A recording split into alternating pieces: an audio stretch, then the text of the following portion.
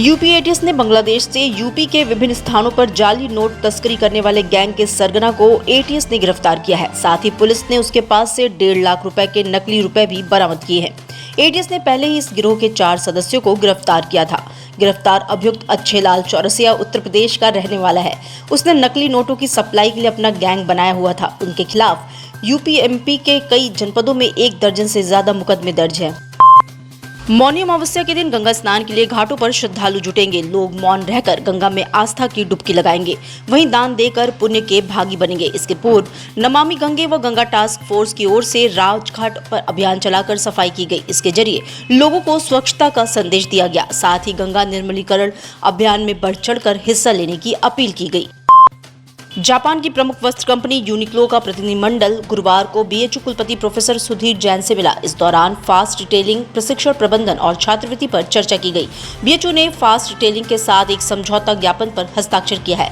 इससे छात्रों को सीखने और इंटर्नशिप के अवसर उपलब्ध हो रहे हैं। कुलपति ने इस बात पर प्रसन्नता जाहिर की कि फास्ट रिटेलिंग के साथ सहमति के बाद बीएचयू के विद्यार्थियों को इंटर्नशिप तथा व्यावसायिक अनुभव हासिल करने के अवसर मिल रहे हैं।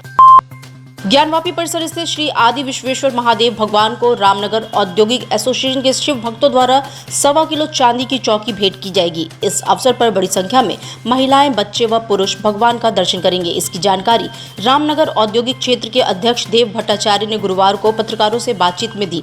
बताया कि 30 वर्षों बाद ज्ञानवापी परिसर स्थित श्री आदि विश्वेश्वर महादेव की न्यायालय के आदेश से पूजा अर्चना पुनः शुरू की गई है। इससे भोलेनाथ के शिव भक्तों में खुशी की लहर है।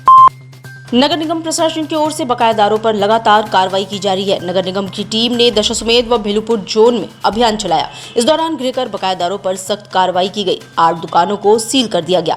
साथ ही 3 लाख से ज्यादा बकाया की वसूली की गई।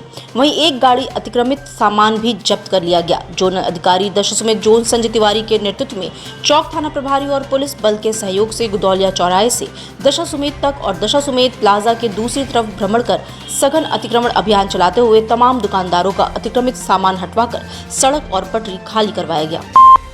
ज्ञानवापी परिसर के व्यास जी तहखाने में पूजा अर्चना का फैसला लेने वाले जज डॉक्टर अजय कृष्ण विश्वेश का गुरुवार को प्रबोधनी फाउंडेशन ने सम्मान किया। वाराणसी के पूर्व जिला जज डॉक्टर अजय कृष्ण विश्वेश ने बीते 31 जनवरी को ज्ञानवापी के व्यास जी के तहखाने में हिंदू पक्ष को पूजा पाठ करने की अनुमति दी थी।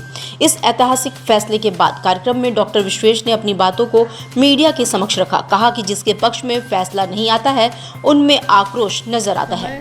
जो भी जब तक मैं न्यायिक सेवा में रहा, मैंने पूर्ण निष्ठा के साथ अपना कार्य किया, मेहनत के साथ अपना कार्य किया और मेरे मन में एक इच्छा हमेशा रहती थी कि जो भी मैं जजमेंट लिखूं, आदेश लिखूं, वो बेहतरीन होना चाहिए, उसमें कोई कमी नहीं होनी चाहिए। मैं 1 बार, 2 बार, 3 बार उसको पढ़ के करेक्ट करके तब अपने फैसले लिखता था और प्रयास करता था कि जो भी जजमेंट हैं, फैसले हैं, वो न्याय प्राप्त करने के लिए, न्याय प्राप्त करने के उद्देश्य से लिखे जाए और उसमें कोई त्रुटि न रहे। तो इसी वजह से जो भी मैंने आदेश किए और वो सब इसी भावना से किए कि पत्रावली पर जो सामग्री है, जो साक्ष्य है, जो उभय पक्ष का जो वृत्तांत है, अभिवचन है, उनको ध्यान में रख के मैं अपने फैसले करूँ और जहाँ तक हो सके न्याय के उद्देश्यों को वो पूरा करें और उचित हो और जो मेरी बेस्ट ऑफ माई एबिलिटी है उसके अनुसार मैं फैसला करूँ। यही मेरी हमेशा इच्छा होती थी। इसी उद्देश्य को पूरा करते हुए मेरे द्वारा जो भी आदेश किए गए, इसी उद्देश्य को पूरा करते। अखिलेश यादव अपने 1 दिवसीय दौरे पर गुरुवार को संकटमोचन मंदिर के महंत प्रोफेसर विश्वंभर नाथ मिश्र के भदैनी स्थित आवास पर पहुंचे। यहां उन्होंने महंत की दिवंगत मां को श्रद्धांजलि दी और शोक व्यक्त किया। पत्रकारों से बातचीत में अखिलेश यादव ने बीजेपी पर तंज कसा। उन्होंने कहा कि मुख्यमंत्री संविधान की शपथ के बाद कौरव और पांडव की बात कर रहे हैं। कौरव कौन है और पांडव कौन, ये मुख्यमंत्री जी बताएं। लेकिन जीत उसी की होती है जिसके साथ भगवान होते हैं। तो सवाल कौरव और पांडवों का नहीं, अभी तो यही नहीं पता कि कौरव कौन है, पांडव कौन है। क्या मुख्यमंत्री जी बता सकते हैं कि कौरव कौन है, पांडव कौन है? मैं आपसे कहता हूँ, मैं पत्रकार साथियों जिन्होंने मुझसे ये सवाल पूछा है, मैं उन्हीं से पूछना चाहता हूँ कि बताओ कौरव कौन है, पांडव कौन है?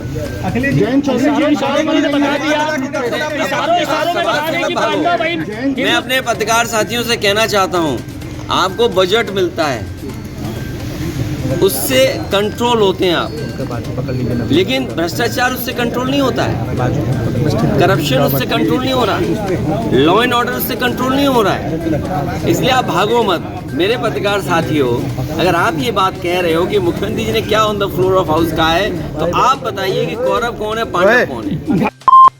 एक दिवसीय दौरे पर वाराणसी पहुंचे अखिलेश यादव गुरुवार को श्रद्धांजलि सभा और वैवाहिक कार्यक्रमों समेत कई कार्यक्रमों में शामिल हुए। इसी क्रम में ब्रह्मानंद कॉलोनी स्थित चंदौली जनपद के चकिया विधानसभा की पूर्व विधायक पूनम के बेटे के घर पहुंचे और वहां पर कार्यकर्ताओं से बातचीत किया। इस दौरान अखिलेश यादव पूर्व विधायक के बेटे को शादी की बधाई दी। अखिलेश यादव रविदास गेट के पास पप्पू यादव के चाय की दुकान पर गए, जहां उन्होंने चाय पिया। सपा सुप्रीमो के साथ सैकड़ों की संख्या में सपा कार्यकर्ता मौजूद रहे। आए हमारे यहाँ, मुझे बहुत अच्छा लगा, हमारे लोगों को अच्छा लगा। अब इससे बड़ी खुशी मुझे क्या चाहिए। क्या यहाँ पे क्या बातचीत हुई इसको विवाह को लेकर, क्या आशीर्वाद? उन्होंने आशीर्वाद दिया बच्चों को और मुझसे कहा कि आपकी वजह से बहुत लोगों से मिल ली है, बहुत लोग आ गए, यही सब। तो क्या कहना चाहेंगे जो आपके आवाज़ से पहुँचे हैं? और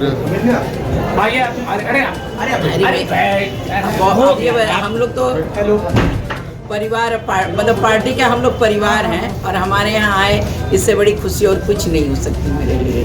2024 लोकसभा चुनाव के विषय में भी कुछ चर्चाएं हुई? नहीं, उसके बारे में अभी हम नहीं किए हैं। चर्चा में आए थे, इस बारे में अभी कोई चर्चा नहीं की है। काशी पहुंचे अखिलेश यादव ने सीएम योगी पर तंज कसा। सीएम योगी के काशी मथुरा वाले बयान पर अखिलेश यादव ने कहा कि ये कौन तय करेगा कि कौन पांडव है और कौन कौरव। हमारे लिए संविधान और कोर्ट सबसे बड़ी है। जयंत चौधरी के एनडीए में शामिल होने पर अखिलेश यादव ने कहा कि बीजेपी दलों को तोड़ना जानती है, बीजेपी किसको कब लेना है वो भी जानती है, बीजेपी बेईमानी करना भी जानती है, किसके पास ईडी आईटी भेजना है उसको पता है। उसमें बहुत सारे सरकार के जो फैसले और कार्यक्रम के बारे में जानकारी थी। उसमें ये भी था कि 2 दिन में एक पुल बन रहा है। उत्तर प्रदेश में कौन स्वीकार कर लेगा कि भारतीय जनता पार्टी की सरकार में 2 दिन में एक पुल बन रहा हो।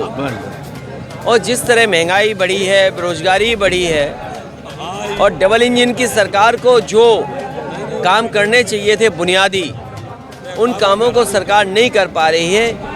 इसीलिए जानबूझ करके सरकार इस तरह के स्टेटमेंट देती है जिससे लोगों का ध्यान उधर चला जाए।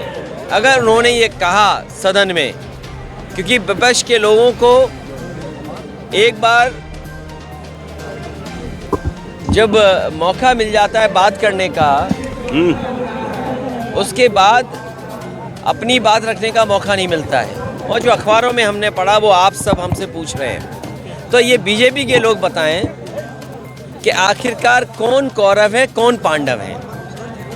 और अगर उनको पता हो तो वो बता दें, नहीं तो हम अपने प्रेस के साथियों से कहेंगे कि अगर मुख्यमंत्री जी ये कह रहे हैं कौरव और पांडव की बात, तो आप हमारी जानकारी बढ़ा दें कि आखिरकार कौरव कौन है, पांडव कौन है। जिन्होंने महाभारत पढ़ी है या जो जानकारी रखते हैं महाभारत के बारे में, उन्हें इतना तो पता है कि जिसकी सबसे बड़ी सेना थी वो कौरव थे। अछूती सेना किसके पास थी? आज दुनिया की सबसे बड़ी पार्टी कौन है? ये मैं अब विषय आप पर छोड़ता हूँ। आपको तय करना है कि कौन कौरव है, कौन पांडव है। आपका क्या कहना है? मैं तो केवल इतना कहना चाहता हूँ, क्योंकि उन्हें बेरोजगारी के लिए कुछ कहना नहीं है। जो लोग ग्रेजुएट हैं, अच्छी डिग्री हासिल है। ज्ञानवापी के व्यास जी तहखाने में पूजा पाठ के मामले में जिला न्यायालय में गुरुवार को सुनवाई हुई, जिसमें अपर जनपद न्यायाधीश ने अगली सुनवाई के लिए 15 फरवरी की तारीख निर्धारित कर दी। मुस्लिम पक्ष ने अपनी याचिका में तहखाने में पूजा पाठ के लिए तत्काल रोक और 15 दिन स्थगन की मांग की, ताकि वो कोर्ट में अपना पक्ष रख सके।